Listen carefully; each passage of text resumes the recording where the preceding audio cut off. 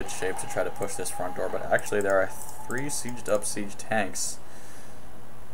But some faint memories of this game just returning to me now. I think the wisest choice would be to come in through this back door, especially considering that I already started to work on these rocks. They're now down to about 1400 hit points. This Nexus has some energy that I could use. Almost a total of 100 Nexus energy now that I should be using. I am chrono boosting that observer, thankfully. Also working on the armor upgrade for my ground units. So with the confidence of this Immortal now, I'm looking to push into this high ground. There is a sensor tower in play, so he's going to know that my units are here. That being said, he's not relocating these siege tanks.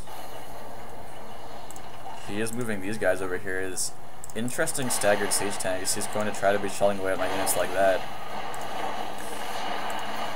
Looks like I will be content to just focus down that sensor tower. There's another scan on my units trying to pick off what stalkers he can with those siege tanks.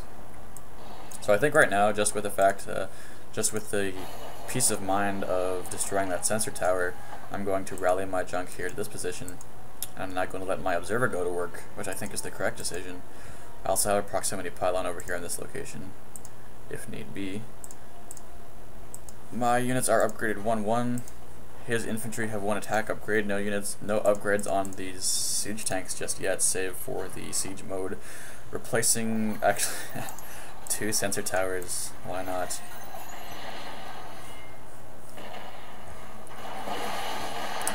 These stalkers pushing Ryan's front door, going to try to snipe out that siege tank real quick. These Immortals putting out a lot of damage. Now that the supply depot has gone down, I'm trying to take out these siege tanks as quickly as possible. There are my reinforcements. I've got a large group of stalkers here. These Immortals going to fall back, probably going to let their shields regenerate a little bit, which is also not a bad decision. Gonna switch to the APM. What's APM? The hotkey is M. Good to know. My APM is averaging at about 71, whereas Ryan's is at 28, so there's a difference in the actions per minute. There's a Thor. This, I didn't know that this game was post-patch 12, but it looks like it is. I could be wrong. I think that's the reduced Thor model size. I'm pretty sure that it is. You guys can correct me if I'm wrong, but that should be the new reduced Thor size. Yeah, once again, I can't remember if this game was post-patch 12 or not. But yeah, there is a difference in the actions per minute, and I think that is being reflected onto the battlefield. My army count is very much superior. Ryan is forced to operate off of this single base, although he is trying to float off a command center to a secret location. But once again, if I was slightly more quick-witted, I would know to return to this position, knowing that these siege tanks are going to be caught out of place a little bit. Yeah, return to this position and DPS down these destructible rocks that I started.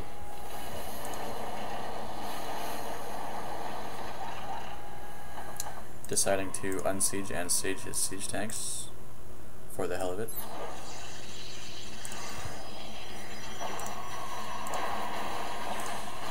Looks like I'm going to be using my military influence to just open up some highways to my units, making this side of the map a little more easy to traverse.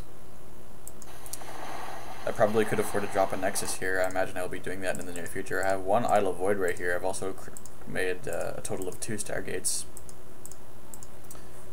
So probably, yeah, I mean, Void Rays are very effective against siege tanks, so that's probably the rationale for that. Also very good considering there are no missile turrets in play.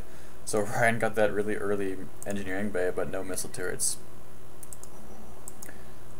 So I do expect this to be a very one-sided conclusion. I now have 2 Immortals here with upgraded 1-1. Some more Stalkers being rallied into the mix. They have Blink now as well. These Zealots here are probably just insurance to soak up some damage. I don't think I have Charge on them. Oh, Charge is researched actually, so a heavily upgraded force here. I'm hesitating just a bit. I think I should move in and end this game before Ryan embarrasses himself further.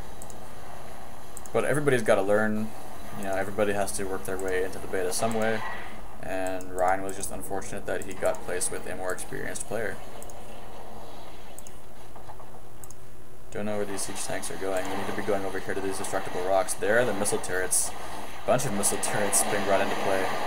They're going to take out my observer, but it won't matter too much. These siege tanks trying to siege up in desperation. They're going to take down some zealots, but it won't matter too much. I'm blinking right into the face of these siege tanks. This Thor is trying to get engaged.